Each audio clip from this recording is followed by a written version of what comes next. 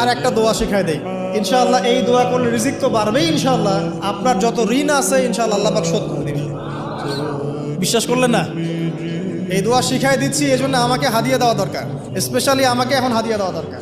গুরুত্বপূর্ণ দোয়া শিখাই দিচ্ছি। আলী রাদিয়াল্লাহু আনহু বলেছেন, কোনো ব্যক্তির যদি পাহাড়ের সমানও ঋণ থাকে, এই দোয়া যদি আমল করে আল্লাহ পাক ওই ঋণও শোধ করে দিবেন ইনশাআল্লাহ। দোয়াটা হচ্ছে আল্লাহুম্মা ইকফিনি বিহালালিকা আন হারামিকা ওয়া আগনিনি বিফদলিকা আম্মান সিওয়াকা।